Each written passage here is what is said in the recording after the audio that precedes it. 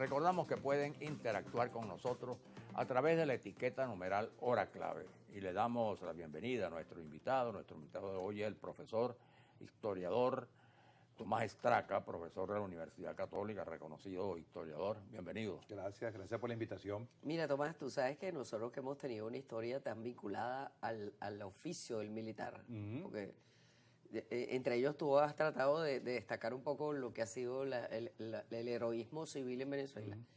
No obstante, conseguirse militares como Mario Vargas es un poco extraño porque han descollado en medio de una cantidad que simplemente se sumaban a golpes o se sumaban a tales o cuales dictaduras. Entonces, ¿qué hace peculiar a este personaje? Bueno, muchas cosas. Claro, es un personaje poco conocido porque tiene una participación, digamos, fulgurante, tipo cometa. Muere muy rápidamente. Y murió joven también, ¿no? Exacto, y muere en un momento, muere a los 36 años, muere en un momento de cambio, de coyuntura. Y bueno, lo que viene después es tan grande que se olvida un poco. Pero ¿qué lo descuella, qué hace descollar a Mario Vargas? En primer lugar, cuando tú hablas de, como señalaste, civiles y militares, civilismo, militarismo, cosa que se habla del siglo XIX, Mario Vargas nos demuestra que la condición de militar no incapacita ad inicio a la posibilidad de ser un civilista. Mario Vargas es uno de los miembros de la Unión Patriótica Militar que participa del golpe el 18 de octubre de 1945, junto con Acción Democrática para derrocar a Isaías Medina Angarita, y a partir de ese momento hay una coyuntura una disyuntiva, que se va a dividir en dos caminos, ¿no? Unos que van a esperar convertir aquello en la revolución democrática, como le llama Rómulo Betancourt, otros que tienen una propuesta pretoriana. Hay civiles que apoyan la propuesta pretoriana, no muchos, pero los hay, o tal vez bastante más de lo que nos imaginamos, y hay militares que son civilistas, y Mario Vargas es el ejemplo militar democrático y civilista en sus ejecutorias y en su pensamiento, en toda la extensión de la palabra. Ahora, eso es interesante porque siempre se vincula, en el caso ya concreto del 18 de octubre, a esos militares golpistas, ¿no? Bueno, efectivamente, participaron porque había un golpe ya de hecho. Exacto. Para muchos, incluso la presencia de él lo que hizo fue evitar en aquel momento un golpe ya marcado por ideas, no digamos retrógradas, pero por ideas estrictamente militaristas, pues, del pasado. Sí, claro. El 18 de octubre hay que tratar de verlo fuera de los reduccionismos. Por ejemplo, a mí me da un poquito de temor todo lo que se ha construido en torno a Diógenes Escalante, que es un personaje importante y cuya tragedia de suyo, que enloquezca el hombre de consenso y eso lleve a la situación política, complica las cosas. Y claro, es una tragedia que inclusive en términos literarios es muy atractiva, es casi shakespeariano, ¿no? Aquel hombre de las camisas voladoras. Pero una de las cosas que me da miedo es que al fin y al cabo esa interpretación puede ser personalista. Es decir, si no hay un hombre providencial, si no hay un hombre que resuelva, entonces todo se vino abajo. O sea, que nosotros dependemos de un hombre. Exactamente. Eso no debe ser. Lo que ocurre el 18 de octubre no debe ser para la interpretación y no debe ser como proyecto de país. ¿Qué pasa el 18 de octubre? Quienes vienen gobernando Venezuela desde 1899 y han evolucionado, no están en la misma situación que en el 1899, que 50 años atrás, pero son más o menos el mismo grupo, se polifragmentan ante un país que crece, que cambia, que se transforma más rápido de lo que ellos pueden controlar. Entonces, digamos, el bloque de poder, por decirlo de alguna manera, que dirige Medina Angarita, se divide en tres partes. Una parte es el medinismo estrictamente, que quiere una evolución hacia... Los tres bloques, que hay que cambiar. El medinismo, que quiere una evolución más lenta, por etapas.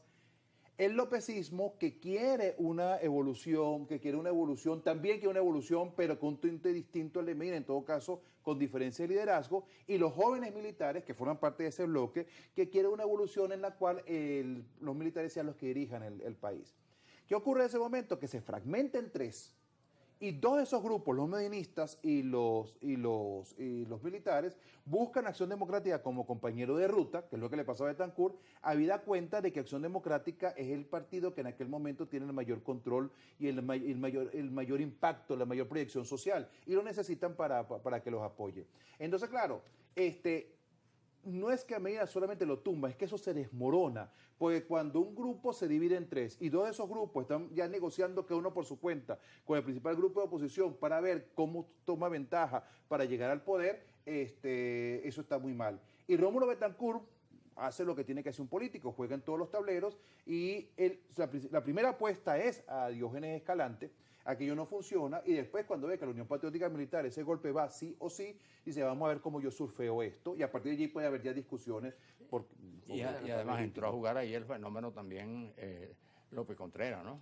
Claro, que era otro de los grupos. Contreras, y además que tenía una fuerza, se dice que mayoría en el Congreso lo hubieran nombrado. Hay una carta que escribe Mario Ricardo Vargas y Delgado Chalbot, una carta pública, aparece en la prensa en el año 48 con a López Contreras. O sea, ya ocurrió el golpe, eso era en el año no 48, año 46. Ya ocurrió lo del 18 de octubre, López Contreras quiere suceder a Medina, él es visto como la vieja guardia, los que quieren cambios más rápidos y los más jóvenes y los militares más jóvenes tienen temor al que quiere el alato que viene en el siglo XIX, que tiene 50 años atrás. Y entonces en aquella carta uno se da cuenta de la enorme tensión que hay dentro de los cuarteles, porque Mario Vargas y Carlos Delgado Chalbot en esa carta hablan con mucho respeto al general López Contreras todo el tiempo y reconocemos todo lo que usted hizo y tal. Pero si usted sigue conspirando, porque López Contreras en ese momento está conspirando y tal vez el peor momento de la biografía de López Contreras, cuando se mete a conspirar con Chapita Trujillo y andar con Trujillo nunca es una buena... Preparando una invasión. Claro.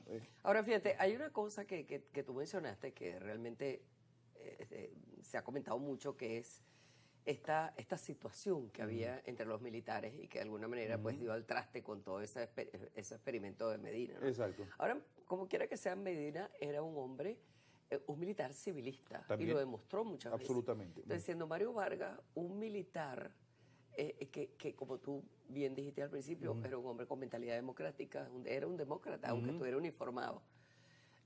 ¿Por qué ellos caen en esa especie de trampajaula que después los llevó a otra dictadura? Bueno, es difícil de ver el caso de Mario Vargas. Yo, claro, la razón de esta entrevista es el prólogo que escribía el libro que hizo el hijo de Mario Vargas, Ramón Vargas, y es la primera aproximación a un personaje que es casi desconocido y un personaje que es contradictorio. Y eso también explica un poco su relativo, su olvido en buena medida, porque es difícil, al fin y al cabo los personajes son recordados por sus dolientes. Y es difícil determinar cuáles son los dolientes. Él tuvo uno muy importante que se llamaba Rómulo Betancourt, pero inclusive el resto de Acción Democrática no lo recordó de esa manera, a pesar de todo lo que hizo su esposa, la que me gustaría hablar un poco después.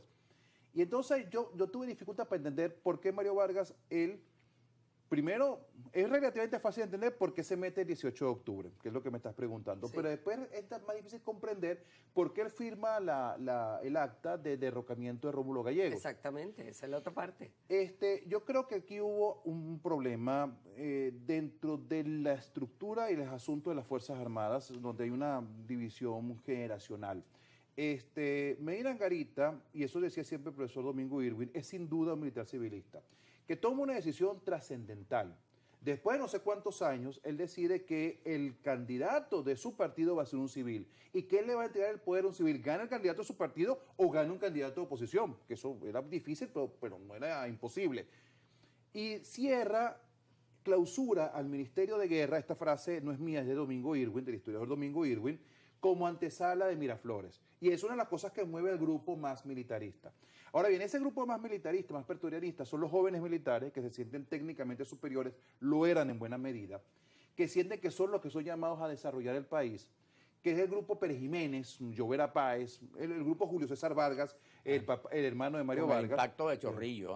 Con el impacto de Chorrillo. Porque ellos todos dieron sus cursos en Chorrillo y ahí se planteó que las Fuerzas Armadas en América Latina, que era un continente atrasado, debían ser el factor de la modernidad. De la modernidad. Claro, que es lo que se debían siente. ser los que somos técnicamente formados, somos más disciplinados. Y Mario Vargas me parece que él siempre fue leal, que él formaba parte de ese grupo, que era leal a ese grupo, y funcionó un espíritu corporativo y un espíritu de obediencia en última instancia. Yo creo que eso es lo que lo mueve. Entonces, claro, se derroca a Medina Angarita y Mario Vargas, a diferencia de buena parte del grupo, no todos, pero buena parte del grupo, yo conocí, por ejemplo, al coronel Zamora Conde, por decir algo, o siempre me acordé mucho de un profesor de historia, que después se salió de militar y fue historiador, Óscar Abdala, profesor de la Católica, los no lo conocieron, que eran hombres que estuvieron en la Unión Patriótica Militar, que participaron en aquello, pero que en vez de estar con el resto de la Unión Patriótica Militar, fueron convencidos por el proyecto democrático de Betancourt y los otros octubristas, no necesariamente Betancourt solamente, sino no, Rafael Caldera o Jovito Villalba, que se incorporan después, pero se incorporan. Y tú sabes que ese grupo lucha a favor de la democracia. Ahí incluso los primeros años de estabilidad de la democracia los garantiza ese grupo que viene. Exactamente. El caso, por ejemplo, de Paredes Bello, que viene de ese grupo, el hombre fundamental. Claro. Márquez Áñez, Morián Soto. Morián Soto, exacto. Era de esa generación y fueron a favor de la democracia. Exacto. Estuvieron presos, muchos tuvieron... Briceño Linares, aunque Briceño Linares viene del perijimenismo, pero... No, es que todos de alguna... Pero eran militares inspirados, digamos, en el planteamiento democrático de la Unión Patriótica, ¿no? Exacto, y eso yo creo que es lo que es mi hipótesis, no tenemos mucho más. Claro, es que esa es una pregunta que se hace todo el mundo, ha habido debate sobre eso, tú lo debes saber mejor que nosotros, gente que te debate y te dice, pero ¿por qué? Si Medina hubiera podido facilitar un tránsito, porque además tenía esa... Claro.